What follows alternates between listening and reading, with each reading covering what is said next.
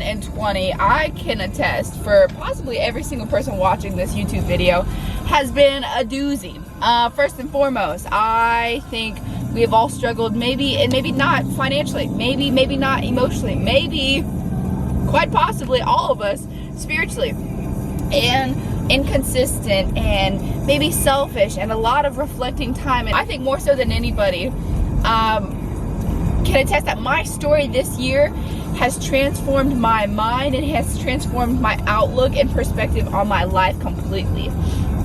Quarantine and Corona and COVID and spiritual development, self-reflection, a captivating essence of love and life in my growth in my relationship with Christ has transformed me from the inside out. And I know for a fact it would not have been made possible if I did not face those trials, did not face those tribulations, and quite frankly didn't face the heartbreak or the lostness or the finding of identity. So I think we can all look back on 2020 and say it affected us and it will affect us for the rest of our life. But I think we can all take another step back and say, what a great opportunity to take hold of something that had hold of us and to turn it around for God's glory, because God will work out all things for the good of those who love Him.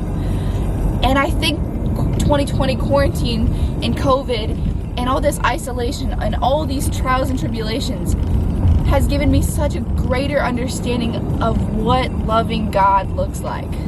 Above all else, even if He doesn't, He will provide and He will deliver and He will save and He will heal.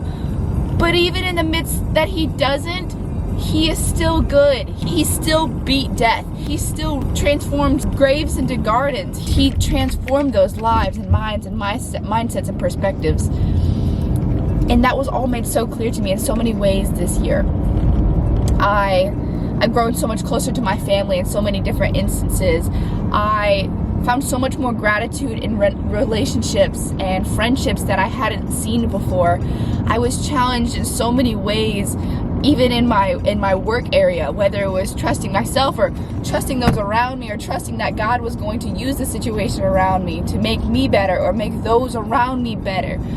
And then there are so many moments where I got to take a step back and say, Dakota, it's not about you. Look at what God's doing around you. Look at what God is moving through the people around you. Maybe not even to benefit you at all times, because we always get this super duper selfish mindset that it's like, whatever's going on, it has to benefit me. And if it doesn't, God hates me.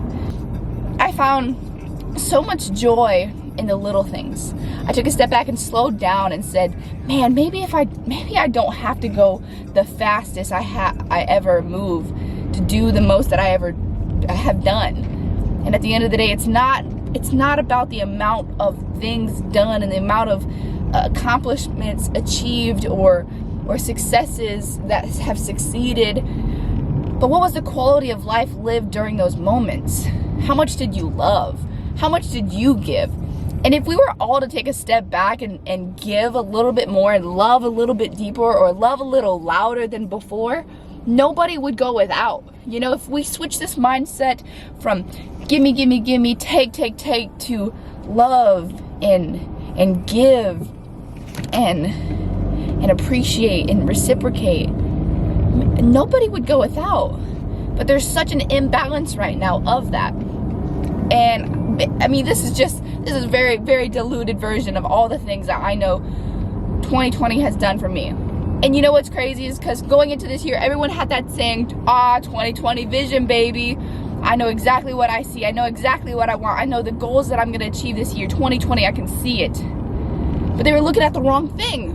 They had the wrong goals in mind. They had the wrong morals in mind. They had the wrong work ethic in mind. They weren't looking at the right thing, because quite frankly, the right thing didn't work out for those who thought the right thing was the right thing.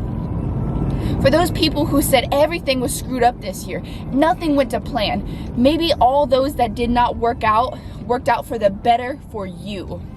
But we don't see that because we have these blinders. So maybe 2020 wasn't a year of clear vision. It was a year to take these blinders off and to truly see what matters most. 2021 is going to be a year that I'm ready to be okay in the midst of suffering. I'm ready to be okay in the midst of trials. I'm ready to be okay and to love. I'm ready to love louder. I'm ready to be bold in the circumstances that I may not ask for, that I may not be prepared for, but I'm going to, in prayer, petition, and preparation, by the power of the Holy Spirit, I'm ready to love loud, be better, be great.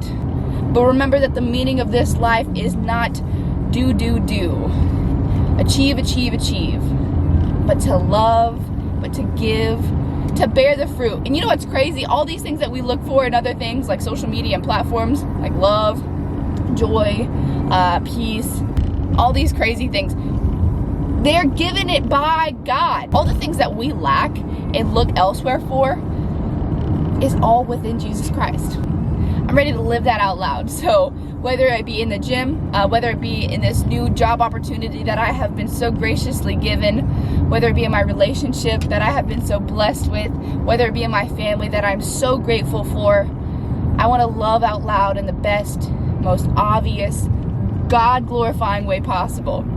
And I think I'm going to take you along with me. So this is Call Me Coda. We're going to rock it. I'll catch you later.